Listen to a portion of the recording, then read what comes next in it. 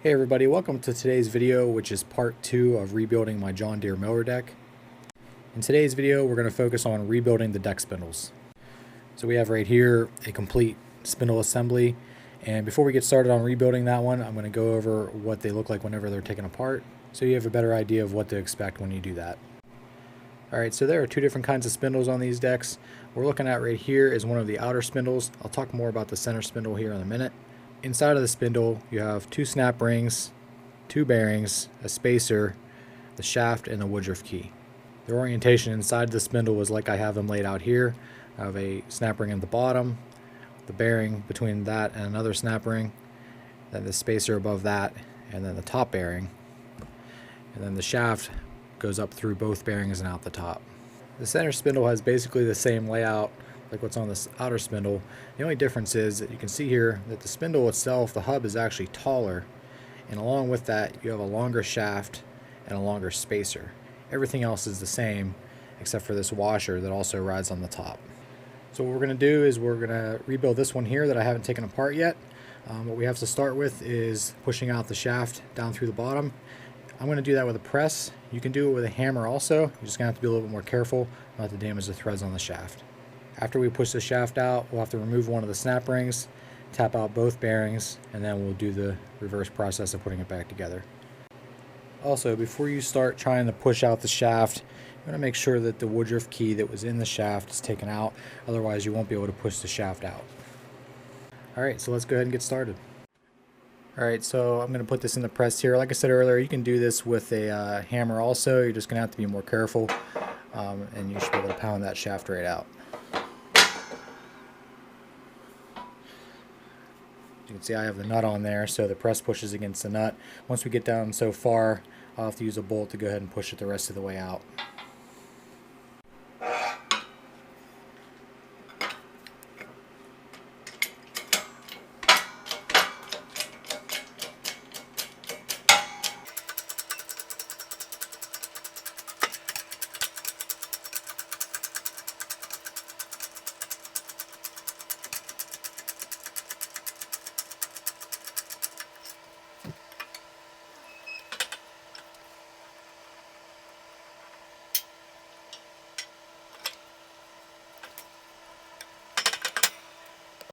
Even though this should push right out, I do recommend using eye protection while you're doing this.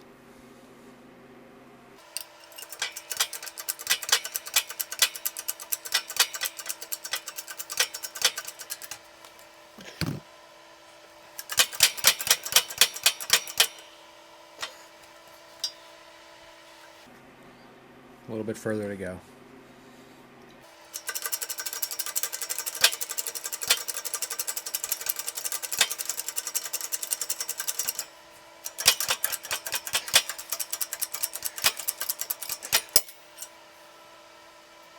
Alright, so we have the shaft pushed out. Now we're going to go ahead and start trying to get the bearings out. Before you can do that though, you have to take out the snap ring that's on the bottom of the spindle. You can see that right here. Goes around the outside. And these snap rings don't have holes in them to where you can use a set of snap ring pliers. So basically what you have to do is get a screwdriver in there and pry it out.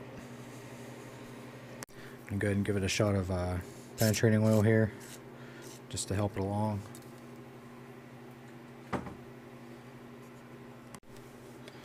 So you go ahead and find the edge of the snap ring and start working out of there. Get your screwdriver underneath. Again, wear eye protection because these things can fly out. And work your way around. What I like to do then, before it can actually get a chance to fly out like that, I'm going to grab a pair of pliers and I can just pull it out the rest of the way.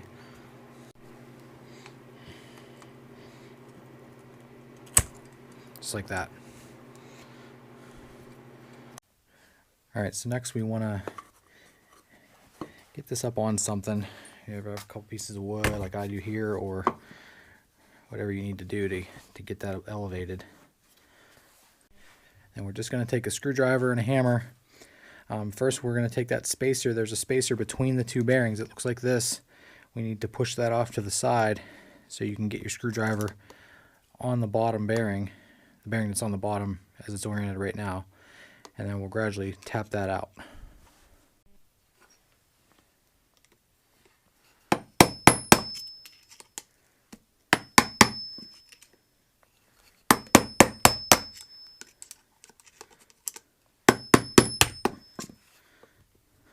You can see it's already starting to come out. This one's coming out pretty easy. Let's keep going. You know what, first I'm going to put something underneath of it so it doesn't get a grease all over the place.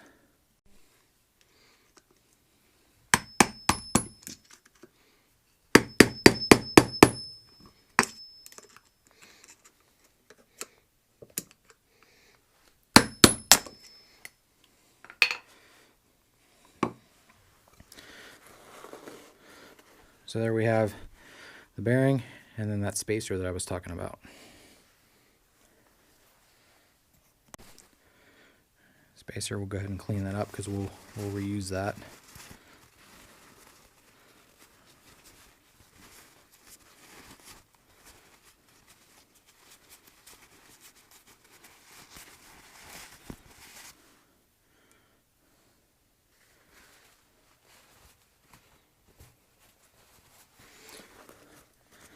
And we'll flip it over, do the same thing to the other bearing. Now everything's out of the way, so this one's pretty easy. Everything's real open.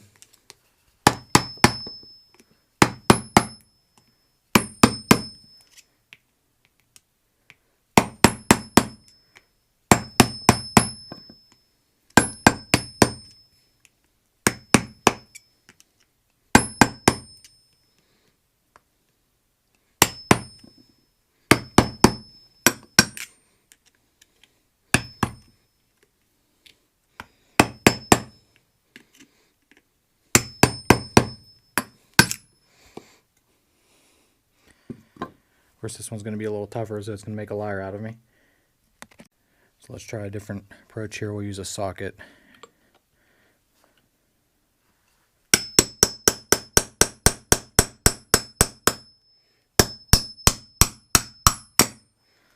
There we go.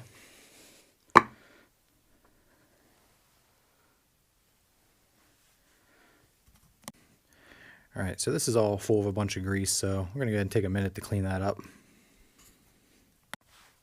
Alright, so we're all cleaned up here. One thing you'll notice that I didn't take out the other snap ring. There's really no reason to do that. I think doing that, you know, you're just going to end up putting that back in and fighting that thing anyway. So I have no reason to take that out. I have the replacement bearings here. I'm going to recommend that you get John Deere bearings. They tend to use a high quality bearing. There are cheaper bearings out there, but I'm not sure how long they're going to last. So I opted to go ahead and get John Deere JD 9296 bearings. And those are pretty common in most of these mower decks from the 60s up into the early 90s. These are a sealed bearing, and it really doesn't matter which way they go into the spindle. Alright, so the first one I'm going to do is the bottom one, the one that goes in and then has the snap ring on top of that. I'm going to press that in all the way down to the previous snap ring, or at least to enough room that the groove for the other snap ring is exposed. I'm going to put mine back in with a press. Like I said earlier, if you don't have a press, that's okay. You can use a hammer and a socket that's a similar size to the outside of the bearing here, and just make sure you evenly tap them in as you go, and you'll be fine. All right, let's go ahead and press them in.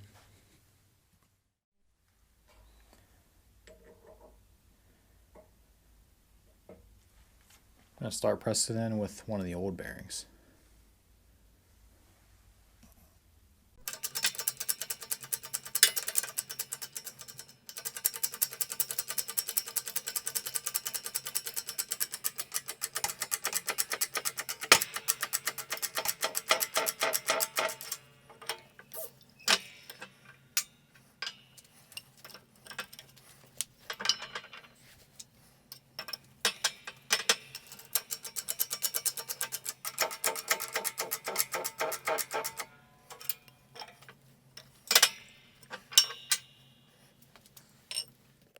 Alright, so we have the first bearing pressed in. Now we need to go ahead and put that snap ring back in. You can see that I have that pushed in down so where that groove for the snap ring is completely visible.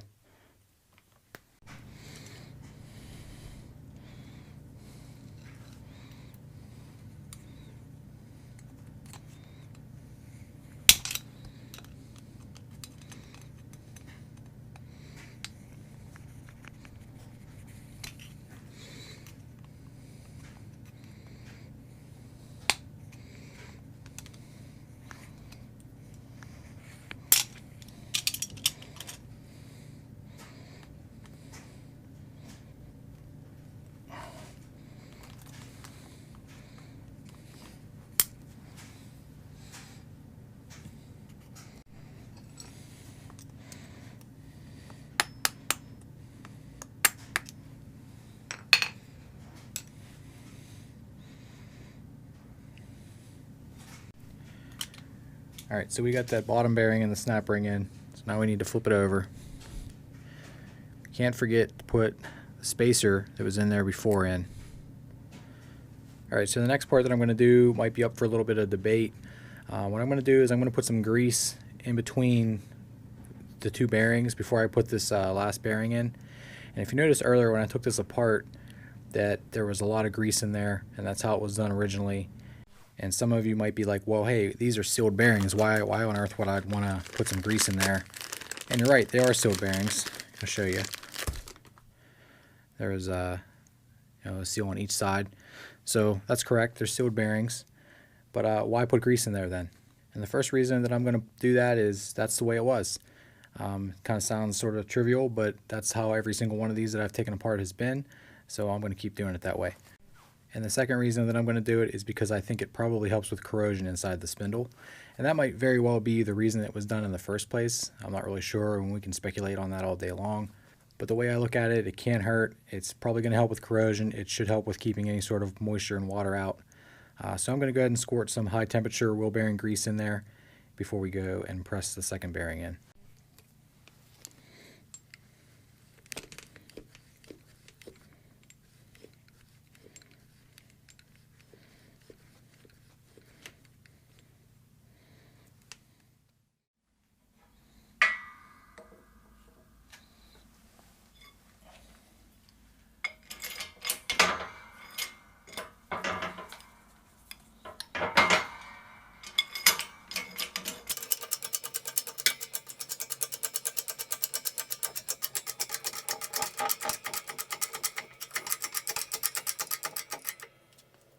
This one really only needs to be pressed in till pretty much it just touches that spacer.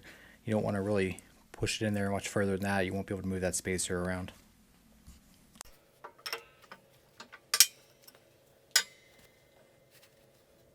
Alright, so we're ready to go ahead and press the shaft back in.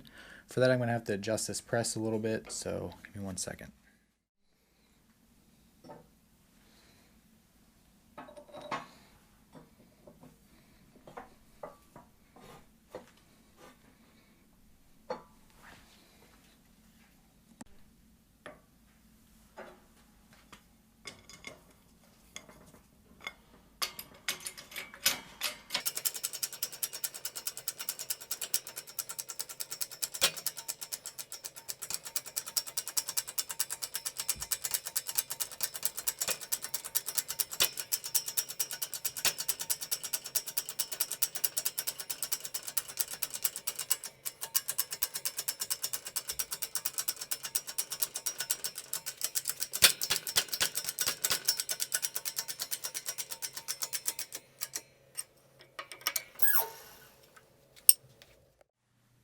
Alright guys, so that's all finished up. Here we have a newly rebuilt spindle. All I have left to do then would be to put the pulley on. In this case I'm going to have a power flow bagger on this tractor, so I have a power flow pulley here, or if it was the other outer spindle it would be the other pulley. Again, the center spindle would be pretty much the same process, except for the shaft is a little bit longer, which results in a longer spacer. And then there's an additional washer at the very top of the spindle that would go on before the Woodruff key and pulley would go on. I'm going to go ahead and rebuild these two other spindles, and on the next video we'll put them on the deck and replace a couple other parts on the deck before it's finished up. Alright guys, that's all I have for today's video. I hope you enjoyed it. If you did, please hit that thumbs up button, and if you haven't subscribed, please hit that subscribe button also. As always, thanks for watching, and I'll see you on the next video.